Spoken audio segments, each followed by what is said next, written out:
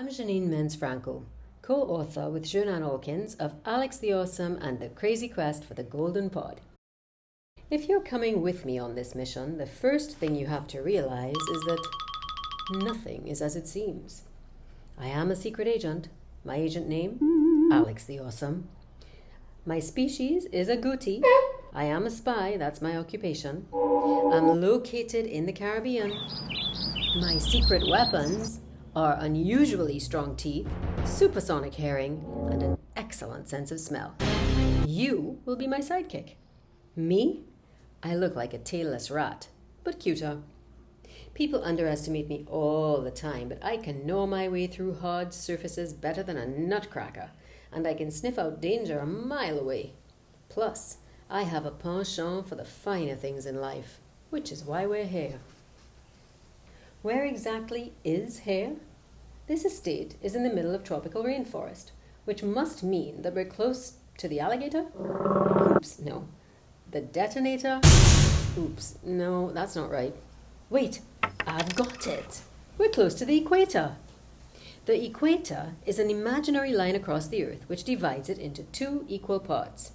These types of forests only grow in warmer countries closer to the equator. See those trees over there with the broad leaves? Yes, the ones with clusters of tiny white and pink flowers on their trunk and branches. I've been keeping an eye on them from my burrow. The flowers have been morphing, bit by bit, into small pods. That's the treasure we're after. Not much of a challenge, you see. Where's the fun of treasure hiding in plain sight? What kind of tree sprouts fruit from its trunk? Cocoa! As the pods have been growing, they have become large and full. Sometimes they're deep red or dark purple. Other times, they're bright yellow and blazing orange like glowing suns. Cocoa cannot be easily picked. If you pull the pod and remove the whole branch with it, you'll do serious damage. A new pod will never be able to grow in that spot again. You have to gently turn it so that you don't break off the pod that's attached to the trunk. On the cocoa estate, there is so much to pick that the farmers made a weapon to make the job easier. Look at it over there. It is called a gullet rod or cocoa knife. They've attached a sharp metal blade to the end of a long bamboo rod and use it to pick the pods that are out of reach. Wait a minute. What are those humans doing? Are they picking green pods? Are they crazy? Those aren't ripe. They're going to spoil the whole batch. We've got to stop them. You think we should wait? Secret agents don't wait. They spring into action. Hi-ya! Wait, what's that? They're talking about the green pods. They are saying that they are ripe? Impossible! They're a special type of cocoa called what? Mustachio? Oops, no. Pistachio? Oops, no, that's not right. Wait, I've got it. Trinitario! It seems that the Trinitario pods can be ripe in a variety of colors. If they're right, this might be the most valuable pod of all. And it's not always golden. Let's see what inside this one looks like. Go ahead, give it a whack. Not as easy as it looks, is it? Try again. Come on, put some muscle into it. There, you did it. That's the beauty of cocoa. If you want it, you're going to have to work for it. Do you know how many creatures want to taste the seeds but just can't get the pod open? That's where my super strong teeth come in. Look, the beans are surrounded by creamy pulp. You're not afraid of a little gooiness, are you? The pulp is sweet. I hear voices. Quick, let's go. The farmers are splitting the cocoa pods open by bashing them against a hard surface and twisting some open with a knife in one smooth motion. Then they're scooping out the pulpy seeds by hand. What's that now? Where are they taking them? The seeds have to go into wet socks? Wait, no, that's not right. It's a sweat box. They keep the beans in wooden boxes for about a week to ferment, covering them with banana leaves for extra padding. The heat makes the pulp turn into squishy juices that drain away between the spaces at the bottom. The farmers then spread the beans with wooden rakes to dry in the open air, but they have to be on the lookout for rain. This estate already has it covered. Behold, a cocoa house. It looks just like a normal house, except it's on stilts and the roof can move.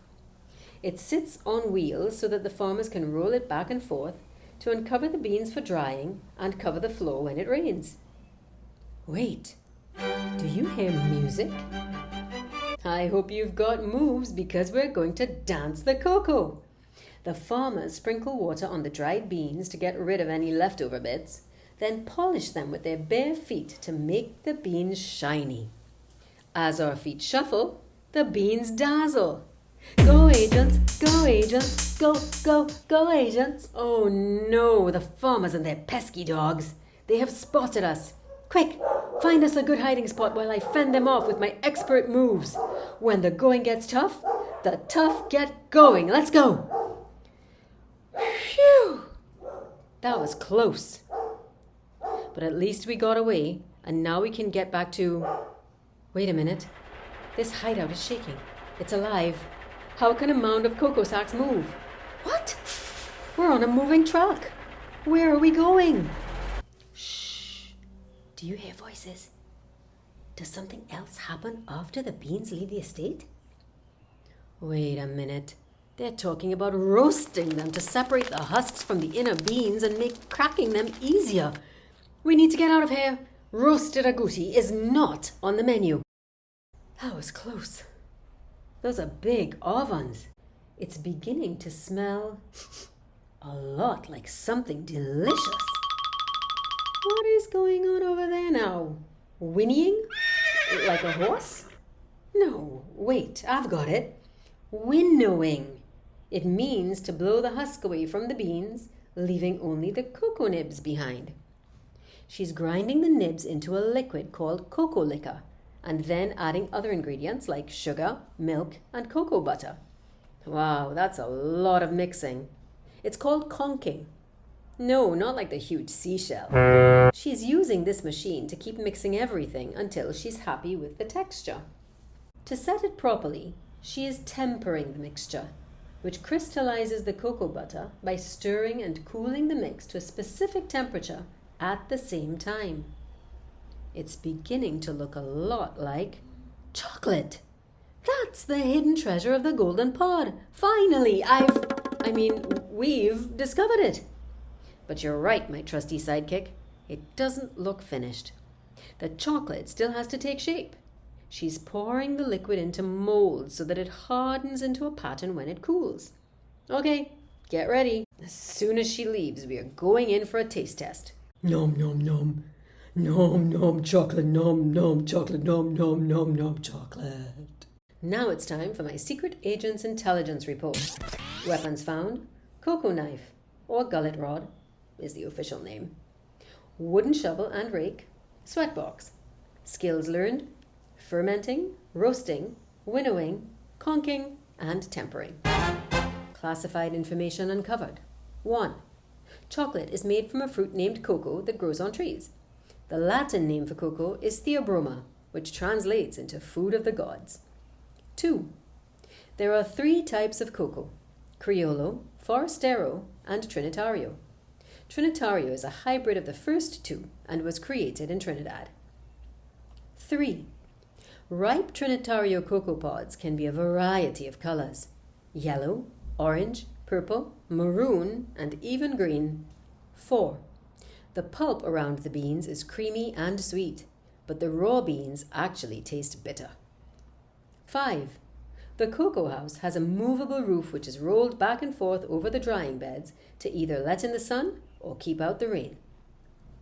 6.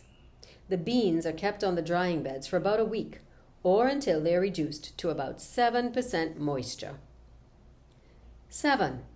Dancing the cocoa is a tradition to remove excess dried pulp and polish the beans with your bare feet to make them shiny. 8. It takes about 400 cocoa beans to make 1 pound of chocolate. Signed, Agent Alex the Awesome.